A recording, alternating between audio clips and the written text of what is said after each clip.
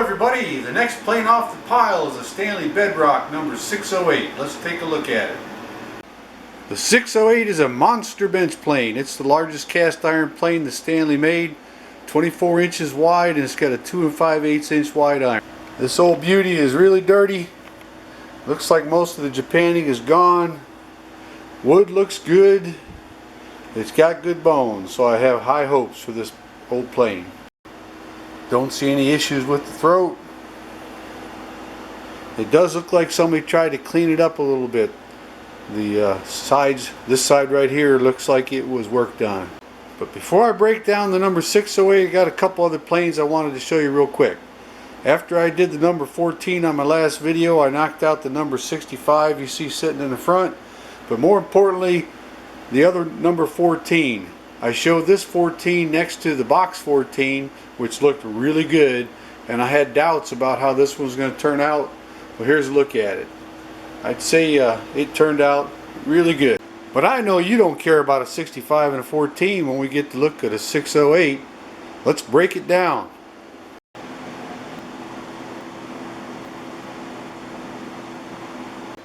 And she is a dirty old girl. Didn't see anything jumped out at me. The only thing I saw that's minor is a chip right out of the front of the frog right there. Just a little tiny nick. Won't affect the use of this plane whatsoever.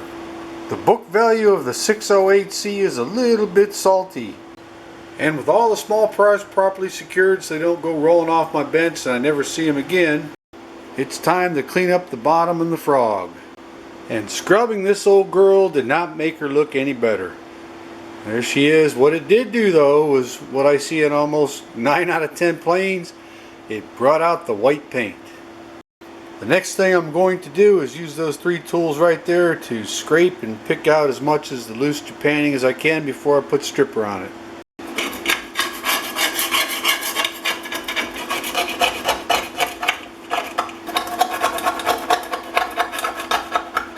And with all the loose Japanning removed, it's on to the stripper. Everything gets a complete coat of stripper. And while the stripper takes it all off, I'm going to use my homemade scraper to remove the lacquer from the tote and the knob. I put on a fresh burr so it can scrape it off and not scratch up the rosewood. I showed you how to make these scrapers in a video by itself.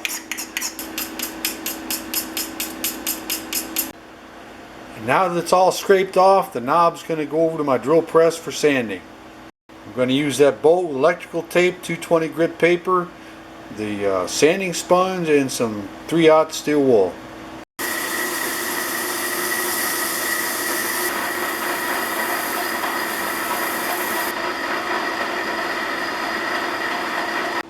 And there's the knob after sanding. Now it's on to the tote. Sanding block and sanding sponge are first, always sanding with the grain.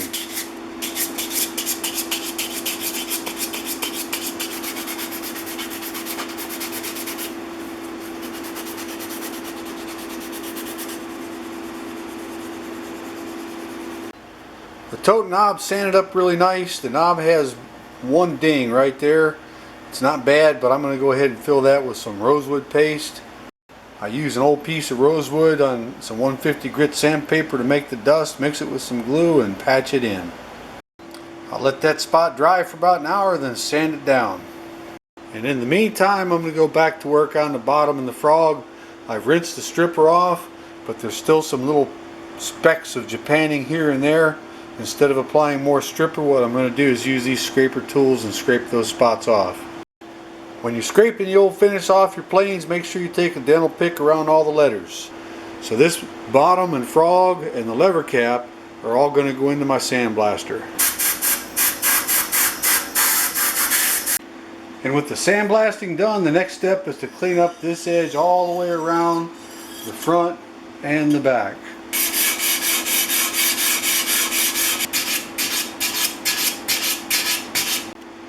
Those edges look good. I've already cleaned up the flat surface where the frog goes using my sanding stick.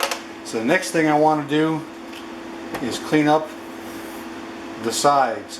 Looks like it's already been worked on, so I'm going to use 150 grit paper and see how it goes.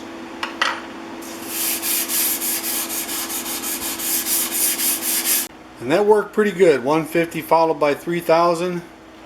Here's what the sides look like now. The left side has a little bit of pitting towards the bottom edge, not real deep, but it would take a long time to lap that out, and it's not worth it. Next, I want to clean the corrugations out on the bottom. I use my scraping tool to do that.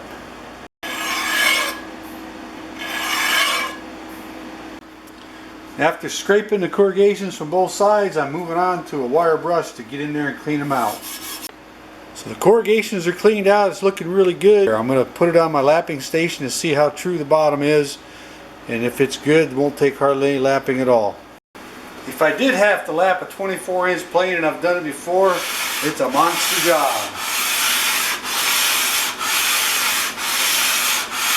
After about 5 minutes of lapping, that bottom is flat. And the pitting doesn't look near as bad as what it did when I started. Next thing I'm going to do is touch up the machine surfaces on the frog. I'm going to use my sanding stick and lapping station.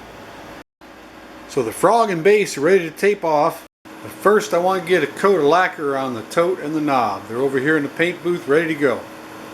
I'll be applying 3 coats of lacquer, 10 coats, and after the 3rd coat I'm going to sand using the sanding sponge. I'm going to continue to apply 3 coats at a time and sanding in between until I've got the finish that I like. Taped off and ready for the paint booth. When you tape off your planes, make sure you take a little piece of paper towel and your dental pick and plug all the holes. And there we have the parts in the high-tech paint booth ready for the first coat. I build up the base 1 thin coat at a time. And with the first coat applied, it's on to the lever cap. The back side of the lever cap looks pretty good. All I have to do is lap this leading edge right here so it makes good solid contact with the iron. And the front side is going to get lapped over the entire thing to make it look perfectly flat and smooth.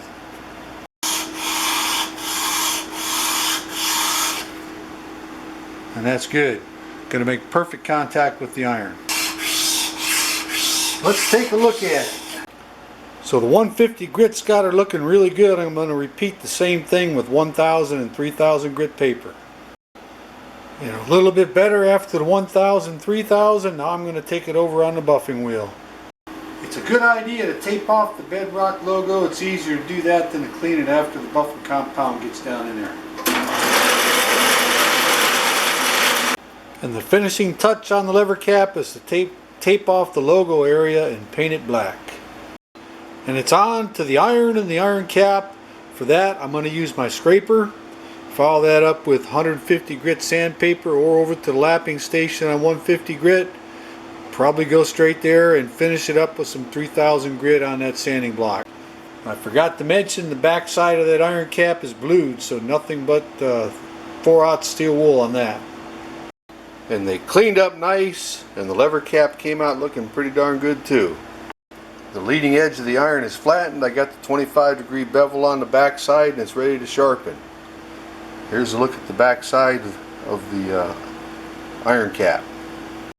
Before I do the sharpening, I got to put the final coat on the bottom of the frog.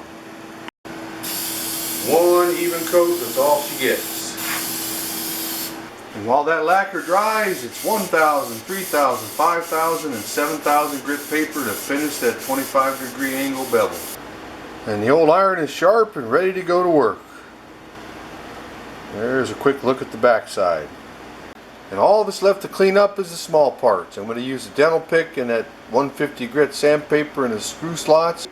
And I've got a cut off piece of sanding sponge right there that I use on the inside of the depth adjustment knob. Everything else then goes over to the wire wheel. You probably noticed I'm not using a new sanding sponge. It's an old worn out one. And there's a look at the results. Use the dental pick to clean all the crud out. And finish the slot job with some tight fitting sandpaper.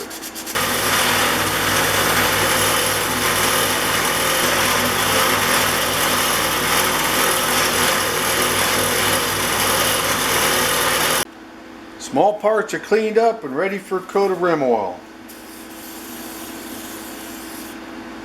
And it's time to remove the tape from the bottom and the frog.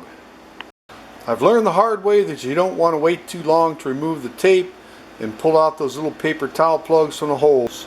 Next thing I'm going to do is take an X-Acto knife around these edges here where the paint's not supposed to be. This is also easier to do when you don't wait till the paint dries all the way. Next, I'm going to take the X-Acto knife, and wherever I've got these edges like this right here where the Japanning comes to metal, I'm going to hold it at about a 45-degree angle and take it off. That's going to prevent it from chipping off in the future. And I follow that up with some 150 grit paper over those same edges all the way around. And now I'm going to lightly buff the newly japanned surfaces with the 4/0 steel wool. And here's what it looks like after the steel wool. Dulled up just a little bit.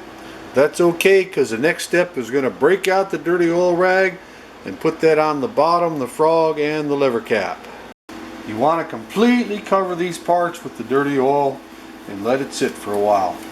And with the dirty oil applied, it's on to the tote knob for what I hope to be the final sponge sanding and 4/0 steel wool. So after the sanding sponge and steel wool, the tote knob look really good, but they're dull. You can bring them back to life with some wax, but there's a trick I haven't showed you yet, just using one of the blue shop towels. You can take a clean blue paper towel and buff them up, and believe it or not, they look really good. I'll show you what it looks like when it's done. And after about a minute and a half of rubbing with an old paper towel, that's what they look like. Pretty good. And now that I got that paper towel all softened up, I'm going to take and wipe off all the old dirty oil and put a coat of wax on everything. And there it is, dirty oil removed, everything's waxed, looking really good. One last look at all the parts before I put it back together.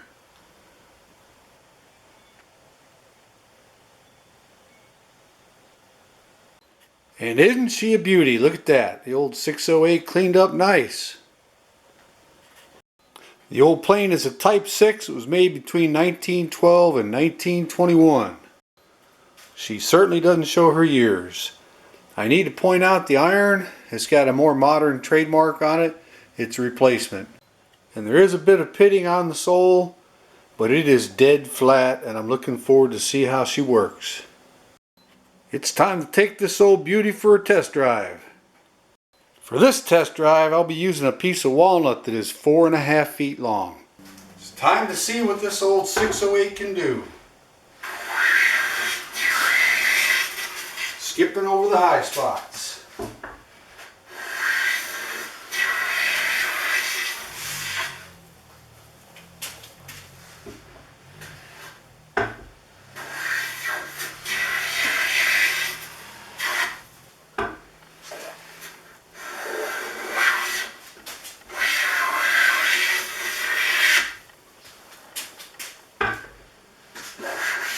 At this point, she's making full-length shavings from one end to the other.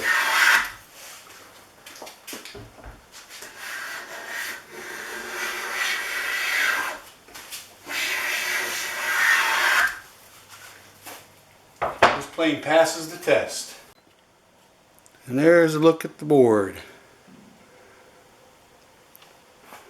By putting that board on my saw table, you can see it is dead flat. Look at that.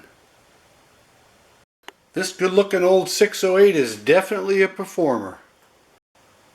Make me a reasonable offer and this beautiful old 608 can be yours. If you're new to my channel, I give away a plane once every 3 months. The December giveaway is coming up. It's a Stanley number 5. So search my videos for Stanley number 5 and sign up for the drawing. You could win. That's it for today. Who knows what's next off the pile? We're going to see real soon. That's it for now. It's time for supper. Bye.